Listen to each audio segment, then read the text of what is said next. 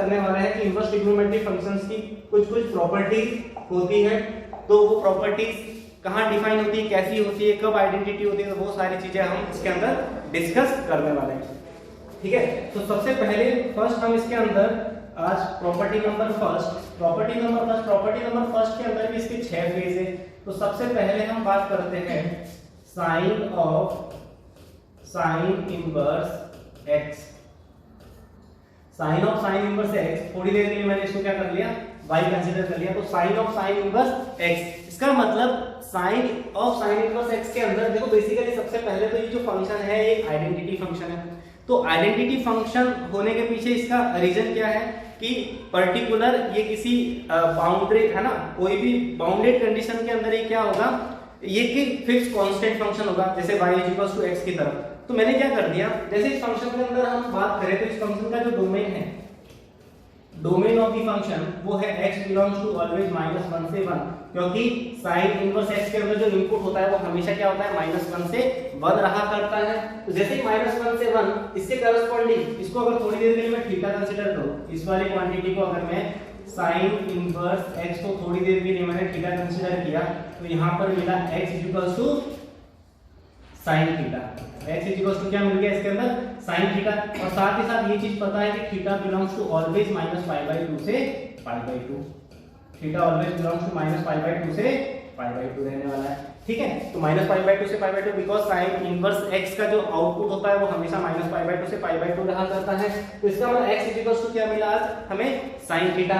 अब वो चीज जैसे ही हमने फंक्शन का डोमेन डिफाइन किया, तो डोमेन मिला है x बिलोंग्स टू ऑल -1 से +1 है ना, इसके बीच की सारी वैल्यू है वो इसके डोमेन में कंसीडर की जाती है। तो सोचो यहाँ पर जैसे ही -1 और +1 इसको इनपुट दिया, तो उसके करस्पॉन्डिंग जो हमें फाइनली जो आउटपुट मिलने वाला है इस फंक्शन का, वो y बिलोंग्स टू, यानी कि range of the function y belongs to always -1 से 1, यानी कि इनपुट और आउटपुट दोनों ही आपस में इक्वल हो गए। और साथ ही साथ देखो ये चीज देखने को मिल रही है कि इसको मैंने जैसे ही थीटा कंसीडर किया, तो sin थीटा = y भी मिल रहा है।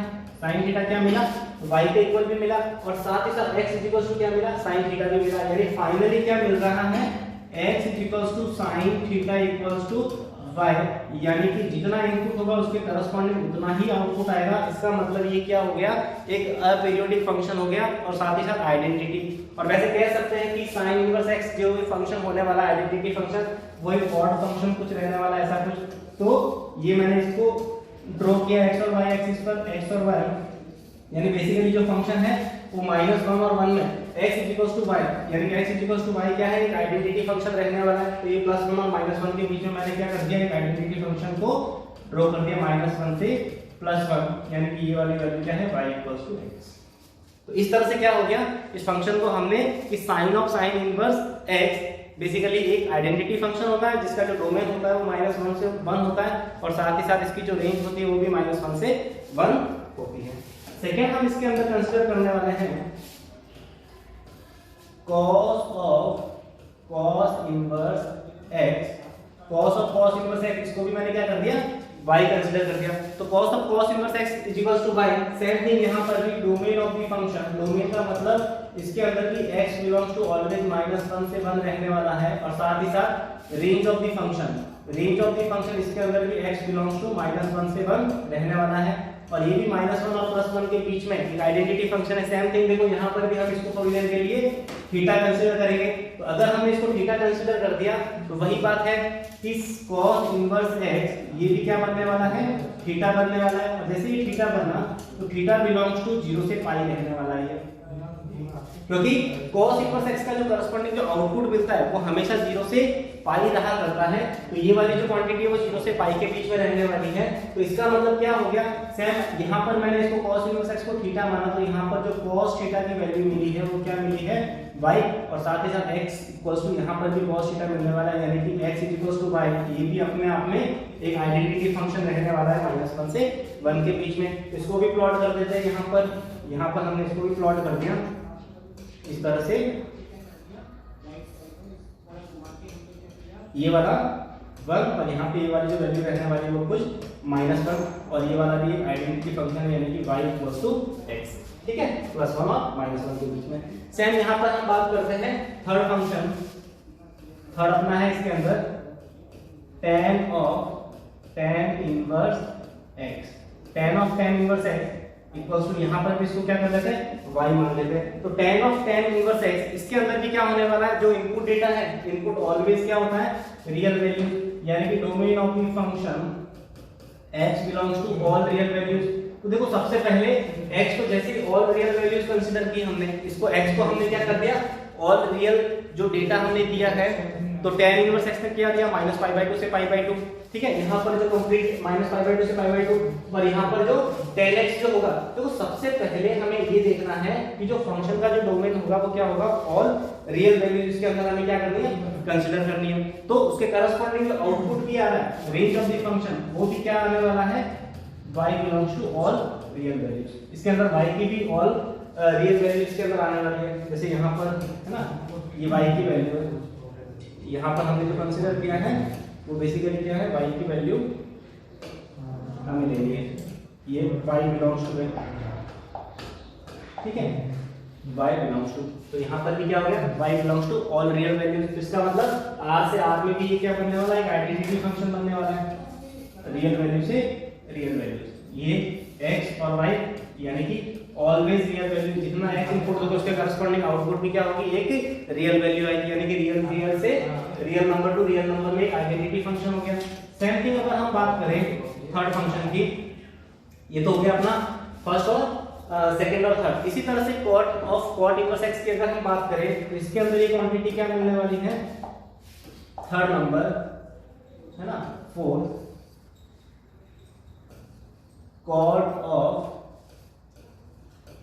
cot इनवर्स x, इसको थोड़ी देर के लिए हमने क्या कर दिया, y मान दिया। तो वही चीज होने वाली, cot inverse x equals to क्या है, y है। वही x बिलोंग्स टू क्या हो जाएगा, इसके अंदर ऑल रियल वैल्यूज, यानी कि डोमेन ऑफ द फंक्शन क्या आ गया, ऑल रियल वैल्यू। साथ ही साथ रेंज ऑफ द फंक्शन, यानी कि y बिलोंग्स टू, इसके अंदर भी क्या होगा, ऑल रियल वैल्यूज। क्योंकि देखो x को जैसे ही रियल वैल्यूज दोगे, cot इनवर्स x 0 से पाई आउटपुट जनरेट करेगा, और ये 0 से पाई वाली जो क्वांटिटी है वो इस कोड बाहर वाले कोड को मिलने वाली है। तो कंप्लीट इसने जो आउटपुट दिया वो भी क्या होगा, रियल नंबर। इसका मतलब r टू r में ये भी आज एक आइडेंटिटी फंक्शन बनने वाला है, ये भी एक अपीरियोडिक फंक्शन है। अभी जो प्रॉपर्टी फर्स्ट टर्म में जो सारे के सारे जो फंक्शन पढ़ रहे हैं वो सारे के सारे क्या है, अपीरियोडिक है।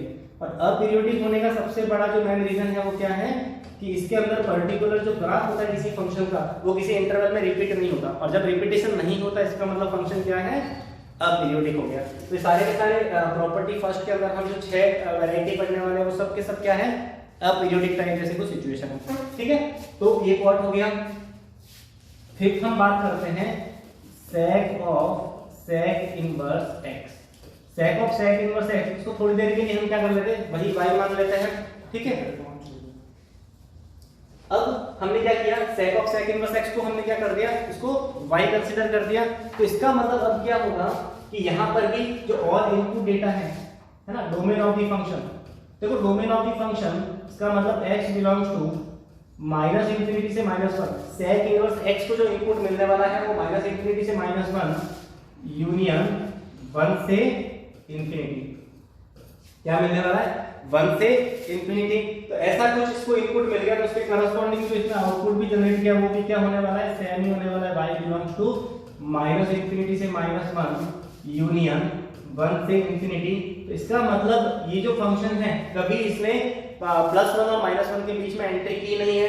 तो इसका मतलब ये वाला फंक्शन भी x y एक आइडेंटिटी फंक्शन रहने वाला है, किस इंटरवल में, -∞ से -1 यूनियन 1 से इंफिनिटी। यानी कि इसका मतलब ये जो ग्राफ, इसका जो ग्राफ हम प्लॉट करेंगे वो यहाँ पर ये 1 और यहाँ पर ये वाली क्या है, -1 और 1 से -1, यहाँ की ये वाला एक आइडेंटिटी फंक्शन रहने वाला है इससे।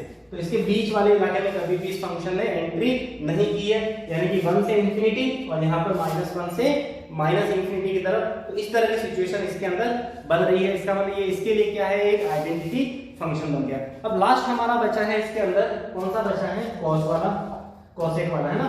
तो 6 नंबर हम जो पढ़ने वाले हैं वो cosec of cosec inverse x। थोड़ी देर के लिए हम इसको क्या कर रहे थे, y मान लेते हैं। वही हमें पता है फंक्शन का जो डोमेन है h बिलोंग्स टू -∞ से -1 यूनियन 1 से क्या है, इंफिनिटी। ये क्या हो गया, डोमेन ऑफ द फंक्शन।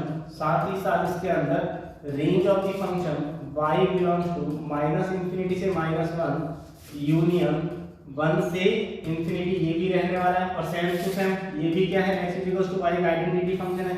इसका मतलब सेक और कोसेक की जो बातें हमने की है वो सेम ही है, ये वन है और ये यहाँ पर माइनस वन है, यानी कि यहाँ से यहाँ तक ये ऐसे और यहाँ से यहाँ तक ये ऐसे। y equals to x type एक आइडेंटिटी फंक्शन है, साथ ही साथ अपीरियोडिक फंक्शन हो गया। तो अभी हमने जो प्रॉपर्टी फर्स्ट के अंदर देखो जो मेन बातें की है कि साइन जो पर्टिकुलर फंक्शन होता है उसके अंदर जो इनपुट दे रहे हैं हम हर बार वो क्या दे रहे हैं, उसी का एक इनवर्स फंक्शन दे रहे हैं। इसका मतलब जैसे sine of sine inverse x, cos of cos inverse x, tan of tan inverse x, cot of cot inverse x, sec of sec inverse x और cosec of cosec inverse x, ये सारे के सारे जो फंक्शन है वो क्या है, एक अपीरियोडिक फंक्शन है और साथ ही साथ अपने डोमेन और रेंज के अंदर एक आइडेंटिटी फंक्शन है। यानी कि जैसे ही sine inverse sine of sine inverse x की बात करें तो उसका डोमेन भी -1 से 1 है और उसके जो करस्पॉन्डिंग जो उसकी रेंज बन रही है वो भी -1 से 1 है। तो इसका मतलब ये क्या हो गया, -1 और 1 में एक आइडेंटिटी फंक्शन यानी कि y इक्वल्स टू x हो गया। तो फर्स्ट के अंदर हमने जो 6 वैरायटीज पढ़ी है, इन 6 के अंदर 6 और 6 के अंदर हमें चीजें क्लियर हो रही है, सबके साथ अपने रेंज और डोमेन में क्या हो गए, आइडेंटिटी फंक्शन हो गए। ठीक है, और साथ ही साथ अपीरियोडिक। चलिए नेक्स्ट हम बात करते हैं प्रॉपर्टी सेकंड। प्रॉपर्टी सेकंड की हम बात करें तो प्रॉपर्टी सेकंड के अंदर देखो क्या चीजें होने वाली है। अब देखो इसके अंदर हम कॉम्प्लेक्सिटी लेवल यानी कि इजी टू टफनेस की तरफ बढ़ते हैं ना। जैसे हमने फर्स्ट के अंदर हमने 6 वैरायटी पढ़ी है, सेकंड प्रॉपर्टी के अंदर भी इसी तरह से 6 वैरायटी है, लेकिन हम इजी से टफ की तरफ जा रहे हैं। तो सबसे पहले जो इजी वाला जो ग्राफ बनता है वो tan inverse of tan x वाला बनता है। tan inverse of tan x, इसको थोड़ी देर के लिए मैंने क्या मान लिया, y मान लिया। tan inverse of tan x equals to मैंने क्या मान लिया, y मान लिया।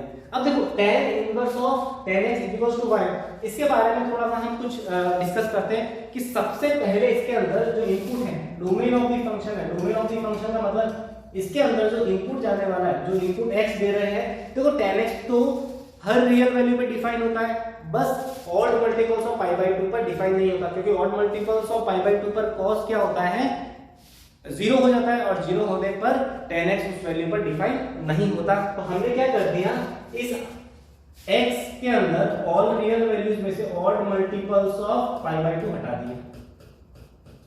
ऑड मल्टीपल्स ऑफ π/2 यानी कि रियल नंबर में से जितने भी ऑड मल्टीपल्स ऑफ π/2 है मार्केट में, वो सारे के सारे हमने क्या कर दिए, हटा दिए। तो ये फंक्शन का क्या हो गया, डोमेन हो गया। सोचो एक ही क्वांटिटी जब tan इनवर्स को मिलने वाली है तो tan इनवर्स x, देखो tan इनवर्स x तो आउटपुट दिया करता है हमेशा -π/2 से π/2।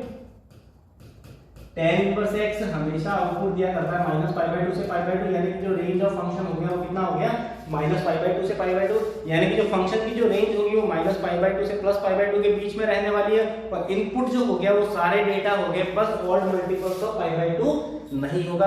तो देखो इसका ग्राफ बनाने के लिए सबसे पहले हम क्या करते थे, इसके कुछ जनरल सॉल्यूशन निकाल लेते हैं। क्यों, क्योंकि देखो आज ये फंक्शन क्या है, कुछ पीरियोडिक टाइप जैसा रहने वाला है। पीरियोडिक जैसा कैसा कि देखो इधर अगर मैं इसको लिखूं tan इनवर्स tan ऑफ, देखो x के अंदर मैं कुछ भी ऐड करूं, n ऐड करूं, जैसे पाई 2 पाई 3 पाई 4 पाई, तो पाई जैसे ही मैंने ऐड किया तो इसका मतलब क्या होगा, ये की वैल्यू निकल के आएगी tan inverse of tan of x, क्योंकि 180 plus theta, 180 plus theta third quadrant के अंदर tan थीटा ही होता है। तो इसका मतलब इसके लिए अगर मैं बात करूं तो इसका जो फंक्शन का जो पीरियड हो गया,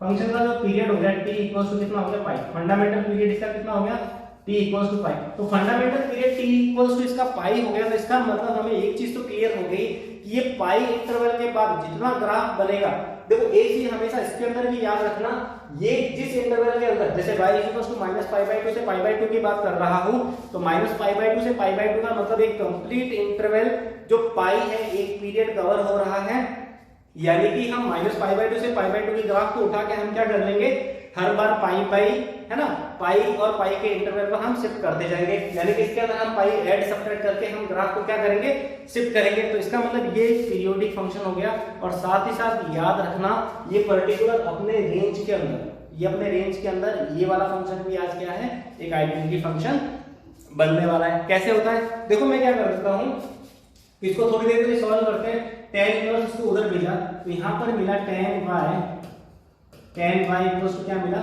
tan x। तो tan y equals to tan x, देखो tan theta equals to tan alpha, इसके जो जनरल सॉल्यूशन मिलने वाला है वो क्या मिलने वाला है, y equals to n pi plus x, और जहां n बिलोंग्स टू क्या है, इंटीजर। अब देखो n जैसे ही इंटीजर मिला हमें, तो देखो यहां पर जैसे ही मैंने n को 0 रखा, n को मैंने क्या रखा, 0 रखा, तो यहां पर मिला y इक्वल्स टू x। तो y इक्वल्स टू x का मतलब इस फंक्शन का जो आउटपुट है, जो y है, वो हमेशा कितना आने वाला है, इस फंक्शन का जो आउटपुट है y, वो हमेशा हमें पता है कि -π/2 से कितना आने वाला है, π/2 आने वाला है। तो -π/2 से π/2 आने वाला है, तो हमें पता चल गया कि x भी -π/2 से π/2 ही होने वाला है, यानी कि x भी -π/2 से π/2, और उसके जो करस्पॉन्डिंग आउटपुट आ रहा है वो भी कितना हो गया, -π/2 से π/2। ठीक है, तो ये सिचुएशन हमें पता चल गई। अब हम क्या करते हैं, इसका ग्राफ बनाने की कोशिश करते हैं। क्या बनाएंगे इसका ग्राफ, यानी कि -π/2 से π/2 के अंदर इसका जो ग्राफ बनने वाला है वो कुछ y = x जैसी कुछ लाइन होगी। ठीक है, तो मैं क्या करूंगा, इसका ग्राफ बनाता हूं। तो सबसे पहले हम क्या करते थे, एक हॉरिजॉन्टल लाइन ड्रॉ कर देते हैं। ठीक है, इसी तरह से यहां पर मैंने एक वर्टिकल लाइन ड्रॉ कर दी। ठीक है, और साथ ही साथ मैंने क्या कर दिया, हॉरिजॉन्टल और वर्टिकल लाइन के अंदर मैंने क्या कर दिया, इसका कुछ इंटरवल -π/2 से π/2, तो -π/2 से π/2 वाली लाइन में थोड़ा है ना, यहां से -π/2 से इसकी लाइन ड्रॉ कर देता हूं, कुछ बाउंड्री है ना, ये वाली जो हो गई, ये जो लाइन, ये तो हो गई अपनी π/2 वाली लाइन, और ये वाली जो लाइन हो गई अपनी, वो हो गई -π/2 वाली लाइन। ठीक है, इसका मतलब ये हो गया अपना x एक्सिस और ये y एक्सिस, और ये वाली जो लाइन है वो क्या है, y = π/2, और ये वाली जो लाइन है वो क्या है, y = -π/2।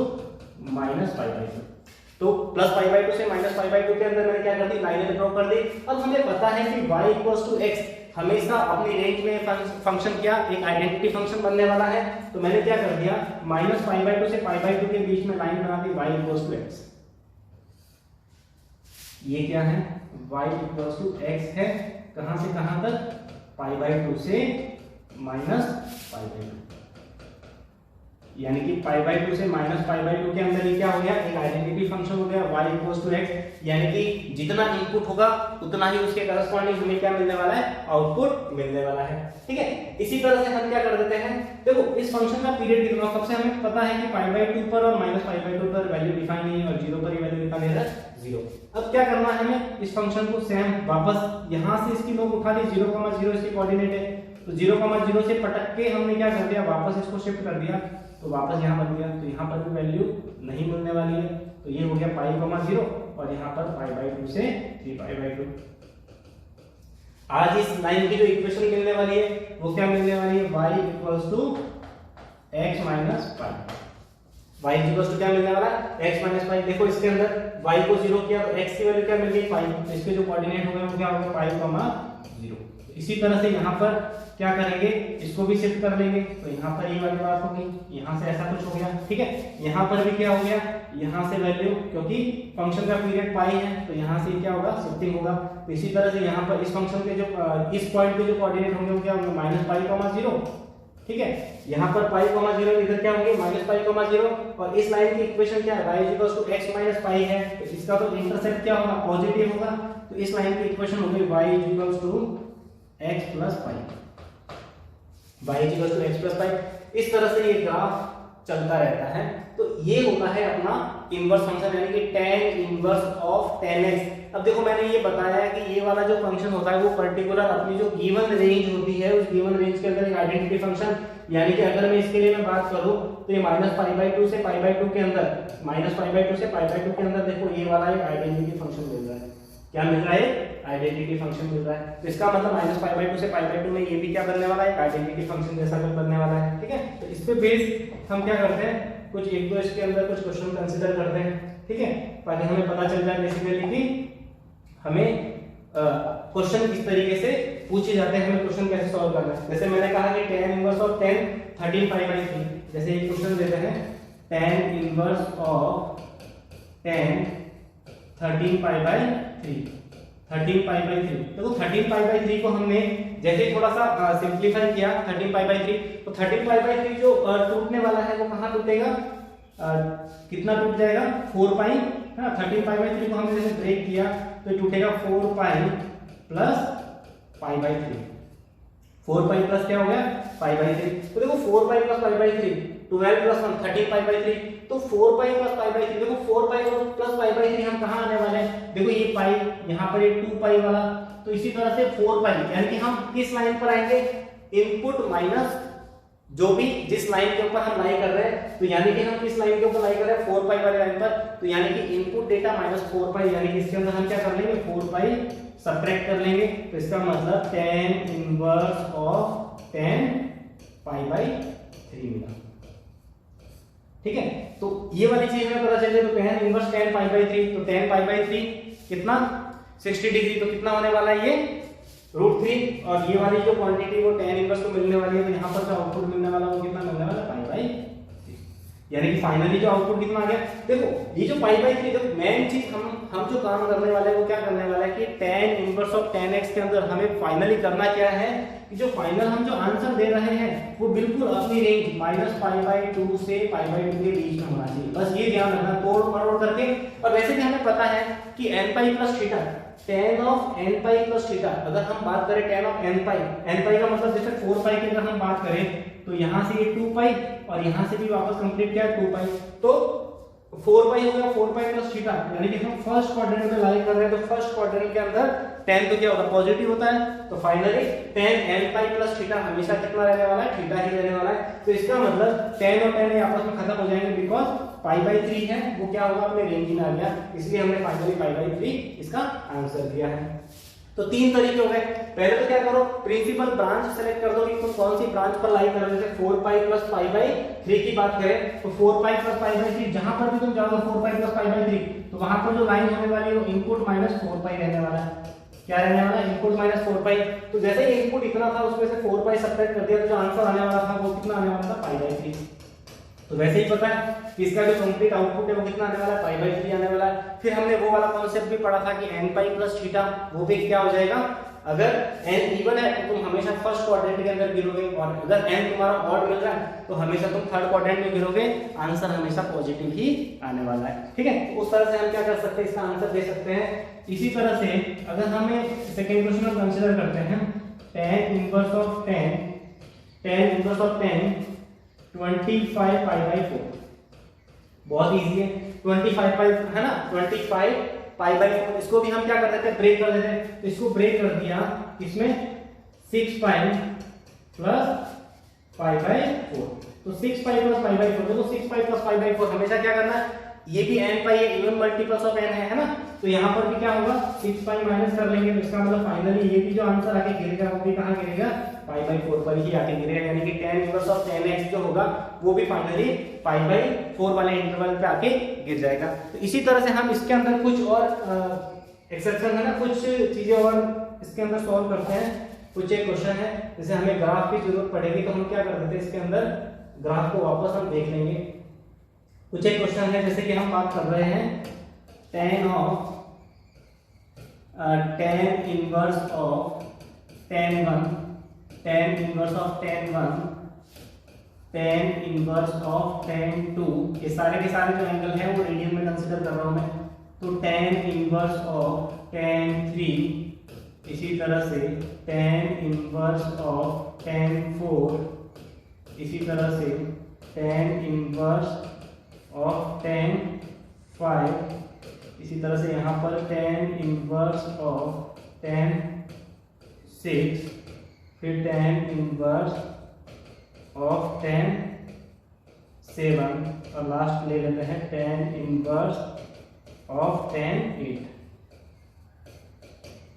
है ना। tan inverse of tan 1, tan inverse of tan 2, tan inverse of tan 3, अब तो हमने ले लिया tan इनवर्स ऑफ tan 8। अब देखो tan इनवर्स ऑफ tan 1, देखो 1 अप्रोक्सीमेट 1 रेडियन यानी कि अप्रोक्सीमेट 57 डिग्री के आसपास रहा करता है, और देखो हमने पता है कि 57 डिग्री 57 डिग्री की अगर हम बात करें तो 57 डिग्री देखो यहाँ पे 0 से पाई बाई 2 के बीच में रहने वाला है, यानी कि 0 से पाई बाई 2 वाली जो क्वांटिटी होती है वो हमेशा क्या होती है इनपुट इक्वल्स टू आउटपुट। और साथ ही साथ देखो यहाँ पर समझो पाई बाई 2 की वैल्यू, पाई बाई 2 की वैल्यू, जैसे अगर हम इसको पाई बाई 2 को थोड़ी देर के लिए वैल्यू बेस अगर हम कंसीडर करें तो पाई बाई 2, पाई की वैल्यू 3.14 होती है, उसको डिवाइड बाई 2 करोगे तो 1.5 जैसी 1.57 जैसे कोई सिचुएशन बनेगी। तो इसका मतलब 0 से 1.57 यानी कि 1 तक जो कंप्लीट आंसर आने वाला वो इनपुट इक्वल्स टू आउटपुट। 1.5 से जैसे ही ज्यादा हो गया तो 1.5 से हमेशा जो आंसर आने वाला वो क्या आने वाला है, इनपुट माइनस पाई। अब देखो इनपुट माइनस पाई वाली जो क्वांटिटी है वो यहाँ तक, ये जो लास्ट फाइनली जो वैल्यू होने वाली है वो कितनी होने वाली है, 3 into 3.14 डिवाइड बाई 2 यानी कि 4 पॉइंट समथिंग है ना, 4 पॉइंट समथिंग वाली वैल्यू, एग्जैक्टली 5 तो होगी नहीं, तो 4 पॉइंट समथिंग वाली वैल्यू जहां जहां होगी वहां पर हम क्या करेंगे, इनपुट माइनस पाई, यानी कि इसके अंदर भी हम कुछ इस तरह से वैल्यू कंसीडर करेंगे कि फाइनली हम इसके अंदर आउटपुट कितना आने वाला है। तो इसका मतलब देखो यहाँ पर जो वैल्यू है वो 4 से छोटी है और यहाँ से वैल्यू है वो क्या है, 1 से बड़ी, यानी 1 तक तो इनपुट इक्वल्स टू आउटपुट और फिर 2 से लगा करके 4 तक क्या हो जाएगा, इनपुट माइनस पाई। फिर इसके बाद हम कुछ और भी कंसीडर करेंगे। तो देखो इसके अंदर हमें जो सिचुएशन मिलने वाली है वो क्या मिलने वाली है कि जैसे कि हमने क्या कर दिया, इसको 1 रेडियन इनपुट दिया तो 1 के करस्पॉन्डिंग जो आउटपुट आने वाला है वो 1 आने वाला है। फिर देखो हमने बताया कि 2, 3 और 4, 2, 3 और 4 के अंदर हमें क्या करने वाले हैं कि इनपुट माइनस पाई, हमेशा कितना आंसर आने वाला है इसके अंदर, इनपुट माइनस पाई, यानी कि 2 माइनस पाई इसके अंदर आने वाला है, 3 माइनस पाई और इसके अंदर आने वाला है 4 माइनस पाई। क्योंकि हमने रेंज के ऊपर देख लिया कि ये वाली जो value 3 pi by 2, 3 pi by 2 यानी कि 3 into 3.14 9 by 2 यानी कि 4 पॉइंट समथिंग, यानी कि 4 से पहले वाली जो वैल्यू होगी और 2 से बड़ी वैल्यू होगी उसके अंदर हमेशा इनपुट माइनस पाई वाली डेफिनेशन चलने वाली है। इसी तरह से हम 5 से देख लेते हैं तो 5 माइनस ये वाली क्वांटिटी 2 पाई होने वाली है। इसी तरह से यहाँ पर 6 माइनस भी 2 पाई कुछ होने वाला है। इसी तरह से 7 वाली वैल्यू भी देखो 2 पाई होने वाली है। और फिर 8 के अंदर देख लो 8 वाली जो क्वांटिटी है वो कहाँ जाने वाली है, तो उसके करस्पॉन्डिंग जो हमारा आउटपुट आने वाला है वो 3 पाई। देखो ये चीजें जैसे नॉर्मली हमें जो आंसर देना है वो चीजें हमें पता है कि हम प्रिंसिपल धीरे धीरे जब स्टार्टिंग में जब सीखेंगे तब हम क्या करेंगे, ग्राफ की हेल्प लेंगे और ग्राफ में देखेंगे कि हम कौन सी ब्रांच के ऊपर है उसके करस्पॉन्डिंग, क्योंकि जो सारे जो आउटपुट आ रहे हैं वो कंप्लीटली उसी ब्रांच पे आ रहे हैं। इनपुट माइनस पाई करना है, इनपुट माइनस 2 पाई करना है, 3 पाई करना है। लेकिन मैं तो एक ही बात कहता हूँ कि तुम्हें पता है कि आंसर हमेशा माइनस पाई बाई 2 से प्लस पाई बाई 2 के बीच में लाना है। ये हम इस पे फोकस करेंगे कि कोई भी फंक्शन क्यों ना हो tan इनवर्स और tan x, हमें आंसर हमेशा माइनस पाई बाई 2 से पाई बाई 2 के बीच में देना है। तो देख लो हम यहाँ पर गए 4 माइनस पाई, सोचो मैंने 5 माइनस पाई क्यों नहीं किया, क्योंकि 5 में से मैंने पाई सब्ट्रैक्ट करता तो 5 माइनस समथिंग, 5 माइनस अगर मैं सब्ट्रैक्ट करता तो क्या हो जाता कि 2 into पाई कितना है, जैसे 5 माइनस अगर मैं पाई ही करता तो 5 माइनस पाई की वैल्यू 3 पॉइंट समथिंग होती है और 5 में से 3.14 समथिंग माइनस करते हैं तो माइनस पाई बाई 2 से पाई बाई 2, क्योंकि माइनस पाई बाई 2 अप्रोक्सीमेट 1.57 जैसे कुछ होता है और इसी तरह से ये होता है 1.57, यानी कि माइनस 1.57 से प्लस 1.57 के बीच में हमें आंसर देना है। तो 5 माइनस पाई लिखता तो वो इस रेंज में नहीं आता, इसलिए मैंने 5 माइनस 2 पाई लिखा। 5 माइनस 2 पाई का मतलब 5 माइनस 2 into 3.14 तो कितना मिला 6.14 समथिंग, तो इसका मतलब 5 माइनस 6.14 यानी कि माइनस 1.4 समथिंग जैसी क्वांटिटी जो इसके बीच में लाई कर रही है। तो इसी तरह से मैंने क्या कर दिया, इस इंटरवल के अंदर इस नंबर के अंदर में से है ना, जो सारे जो नंबर दे रखे हैं उसमें से मैंने वो वाली वैल्यू माइनस कर दी है ताकि मेरा जो आंसर फाइनली बाहर आके गिरे तो वो कहां पर गिरे, पर्टिकुलर इस रेंज के अंदर गिरे। तो ये जो हमने पढ़ा है बेसिकली ये जो ग्राफ है ये इसकी बहुत ही ज्यादा वैल्यू है, समझ में ना, बहुत ही अच्छे क्वेश्चन बनते हैं इसके ऊपर। बस हमें पैटर्न समझना होता है कि बेसिकली ग्राफ कैसा रहने वाला है, किस इंटरवल में आइडेंटिटी रहेगा, तो वो सारी चीजें अभी हमने इसके अंदर डिस्कस की है। अब हम नेक्स्ट इसके अंदर कंसीडर करेंगे सबसे इसके बाद में तो सेकंड नंबर। देखो अभी हमने मैंने क्या बोला, कॉम्प्लेक्सिटी, जितना ज्यादा कॉम्प्लेक्स होगा वो हमने सॉरी इजी होगा वो पहले पढ़ा, कॉम्प्लेक्स हम क्या करेंगे सबसे लास्ट के लिए छोड़ देते हैं। इसीलिए अब हम नेक्स्ट जो पढ़ने वाले हैं सेकंड अपना कॉट इनवर्स है ना, cot inverse of cot x, cot inverse of cot x, इसको भी थोड़ी देर के लिए मैंने भाई मान लिया। Cot inverse of cot x equals to मैंने क्या मान दिया इसके अंदर भी भाई, cot inverse of cot x equals to भाई। अब देखो फंक्शन का सबसे बड़ी बात, डोमेन की अगर बात करें तो फंक्शन का जो डोमेन ऑफ द फंक्शन यानी कि h belongs to all real values minus क्या होगा n पाई, और जहां n बिलोंग्स टू क्या है इंटीजर, है ना। इस तरह से मैंने क्या कर दिया, इसको ऐसे लिख दिया, यानी कि h belongs to all real values, बस n पाई नहीं होना चाहिए, क्योंकि n पाई होगा तो वहां पर sin थीटा डिफाइन नहीं होगा, इसका मतलब उस केस में प्रॉब्लम हो जाएगी। तो वो जहां प्रॉब्लमेटिक सिचुएशन आती है वो वाली वैल्यू मैंने क्या कर दी ऑलरेडी माइनस कर दी है। अब हम बात करते हैं इसके रेंज की। देखो रेंज कितना भी डेटा दो, cot इनवर्स x की दुनिया तो हमेशा रेंज ऑफ द फंक्शन यानी कि y बिलोंग्स टू इसकी दुनिया तो हमेशा 0 से पाई के बीच में रहा करती है। यानी कि जिस तरह से tan इनवर्स x की दुनिया -π/2 से π/2 के बीच में रहा करती है, इसी तरीके से जो अपना जो cot इनवर्स x है उसकी दुनिया भी है, वो भी कहां से कहां लाई करती है 0 से पाई, यानी कि 0 से पाई वो भी ओपन इस तरीके से, तो 0 से पाई मैंने लिख दिया। अब साथ ही साथ थोड़ी देर के लिए हम क्या कर देते हैं, इसके भी कुछ जनरल सॉल्यूशन निकालते हैं।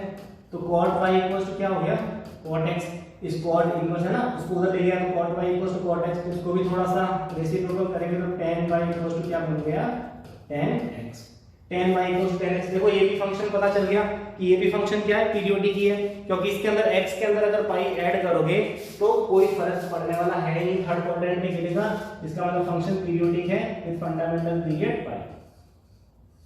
फंडामेंटल पीरियड का मतलब वो लिस्ट वैल्यू है जहां पर फंक्शन के अंदर कोई चेंजेस नहीं आता है। तो हमें तो क्या करना है 0 से पाई का ग्राफ बनाना है, जैसे ही 0 से पाई का ग्राफ बन गया उसको हम क्या करेंगे शिफ्ट करते रहेंगे और हमें कंप्लीट इसका ग्राफ मिलेगा। देखो tan इनवर्स y तो वही बात हो गई, जनरल सॉल्यूशन की अगर बात करें तो y equals to n pi plus x, जहां पर क्या होगा n belongs to all integer. साथ ही साथ वही बात n को अगर मैं 0 रखूं तो n 0 रखा तो हमेशा क्या मिला y इक्वल्स टू x मिला। y की दुनिया हमें पता है 0 से पाई के बीच में रहने वाली है, जैसे y की दुनिया जब आउटपुट ही पता है 0 से पाई के बीच में रहने वाला है तो इसका मतलब हम इनपुट भी उतना ही देंगे 0 से पाई, क्योंकि इनपुट कभी भी ज्यादा दे नहीं सकते। जब इसकी हजम करने की क्षमता ही 0 से पाई है तो डाइजेशन सिस्टम इसका बिगाड़ेंगे नहीं, हम इसका ज्यादा इनपुट भी प्रोवाइड करेंगे नहीं, है ना। तो x भी पता चल गया और y भी पता चल गया। अब x भी पता है y भी पता है, बस कमी किसकी है इसके ग्राफ की। तो ग्राफ बनाने की हम क्या करते हैं कोशिश करते हैं। तो वही बात हो गई कि हम क्या करते हैं सबसे पहले लाइनें ड्रॉ कर देते हैं। देखो लाइनें ड्रॉ कर दी मैंने, यहाँ से ये x, ठीक है, ये क्या बन गया x, सीधी लाइन बन गई, चलो अच्छी बात है। अब यहाँ पे ये y वाली लाइन है ना, ये थोड़ी टेढ़ी बन गई तो थोड़ा सा हटा देते हैं, सीधी बना देते हैं इसके अंदर भी, तो ये कुछ ऐसी बन गई, ठीक है, ये y और ये क्या बन गया अपना x, ठीक है। अब हमें क्या करना है कुछ बाउंड्रीज, हमें ग्राफ कहां से कहां तक बनाना है 0 से पाई। तो 0 से पाई के लिए मैं एक पाई वाली लाइन खींच देता हूं, तो यहाँ पर पाई वाली लाइन मैंने ड्रॉ कर दी, पाई की लाइन यहाँ से, ठीक है, यहाँ से इस तरह से पाई वाली लाइन ड्रॉ कर दी, क्लियर। तो ये मैंने क्या कर दी y इक्वल्स टू पाई वाली लाइन ड्रॉ कर दी, y इक्वल्स टू ये क्या बन गया अपना पाई वाली लाइन। अब देखो 0 और पाई पर तो आंसर कुछ आने वाला है ही नहीं है, तो मैंने क्या कर दिया 0 से पाई के बीच में ग्राफ बना दिया। लाइन क्या है y equals to x, graph हमेशा क्या है y इक्वल्स टू x, यानी कि जो ग्राफ बनने वाला है आउटपुट जाने वाला है हमेशा क्या रहने वाला है y इक्वल्स टू x वाली लाइन। तो y इक्वल्स टू x को मैंने यहाँ पर बना दिया, ये रहा, ठीक है। बस कहां से कहां तक है 0 से पाई, 0 से पाई, 0 और पाई पर वैल्यू गायब हो गई है इसकी, तो 0 से पाई पर जहां जहां वैल्यू गायब है वहां पर हम क्या कर देते हैं इस तरह से डार्क बॉर्डर बना देते हैं, और यहाँ पर जो है वो क्या है y equals to x। Same यहाँ पर फंक्शन पीरियोडिक है, उठा के रखते जाओ, एक एक लॉलीपॉप आगे बढ़ाते जाओ, है ना। एक एक लॉलीपॉप हमने क्या कर दिया ट्रांसफर कर दिया, जैसे ट्रांसफर किया 0 से पाई, पाई से ये हो गए 2 पाई। चलो यहाँ पर भी एक आध लॉलीपॉप यहाँ पर भी बना देते हैं, तो ये बना दिया, वैल्यू गायब हो गई, ठीक है। रही बात इक्वेशन की, तो y इक्वल्स टू देखो ये बनने वाला -π, 0, इसकी कोऑर्डिनेट -π, 0 है, तो ये बनेगा अपना पाई x प्लस पाई, क्या हो गया x प्लस पाई। इस लाइन की इक्वेशन क्या होगी y equals to x plus pi. इसी तरह से उस लाइन की इक्वेशन क्या होगी y इक्वल्स टू क्या हो जाएगी x माइनस पाई, ठीक है। इसी तरह से y equals to x minus 2 pi, y equal to x minus 5, y equal to x minus 2 pi. इस तरह से यहाँ पर भी क्या बन गया, ऐसा ग्राफ बन गया। एक आध लाइन थोड़ा और खूबसूरत बनाने के लिए मैंने यहाँ पर भी बना दिया। यहाँ पर भी क्या होगा, x प्लस 2 पाई। तो इस तरह से इसका ग्राफ हमने क्या कर दिया, प्लॉट कर दिया। तो इस तरह से यहाँ पर भी देखो वही प्रिंसिपल वैल्यू रेंज, यानी कि फंक्शन देखो 0 से पाई अपने डोमेन के अंदर, अपनी रेंज के अंदर। देखो tan इनवर्स पहले वाला जो फंक्शन पढ़ा वो भी अपनी रेंज के अंदर, रेंज का मतलब 0 से पाई के अंदर, वो भी एक आइडेंटिटी है ना। -π/2 से π/2 के अंदर y इक्वल्स टू x, वो भी आइडेंटिटी फंक्शन था। तो 0 से पाई के अंदर ये भी क्या है, एक आइडेंटिटी फंक्शन है। क्लियर? तो ये चीजें इसके अंदर हमें क्लियर हो गई। तो ये कुछ ऐसा होता है, ठीक है। वही क्वेश्चन बनते हैं tan cot inverse 1, cot inverse 2, cot inverse 3। तो एक बार ट्राई करना और इन क्वेश्चनों के आंसर देने की कोशिश करना। वो के वो हमने जो 8 पढ़े थे tan के, वो के वो यहाँ पर cot के अंदर भी बनते हैं। एक बार अपनी तरीके से ट्राई करना, कहीं कुछ डाउट आए तो मुझसे भी डिस्कस करना, ठीक है। चलिए नेक्स्ट हम बढ़ते हैं अपना नेक्स्ट जो अपना जो ग्राफ है उसकी तरफ हम मूव करते हैं। पहले अच्छे से यहाँ पर ये चीजें समझना बहुत जरूरी है कि 0 और पाई, ये वाली जो लाइन है अपनी वो y इक्वल टू क्या है 0, यानी कि 0 और पाई पर इस फंक्शन का कभी भी आउटपुट नहीं आने वाला है। कभी भी कोई भी आउटपुट इसके अंदर हम कंसीडर नहीं करेंगे, ठीक है। अब हम बात करते हैं अपना नेक्स्ट जो ग्राफ है। हमने अभी tan वाला पढ़ लिया, cot वाला पढ़ लिया। अब हम डिस्कस करते हैं cos के अंदर, है ना, क्योंकि वो थोड़ा सा इजी रहता है। cos के अंदर अगर हम बात करें तो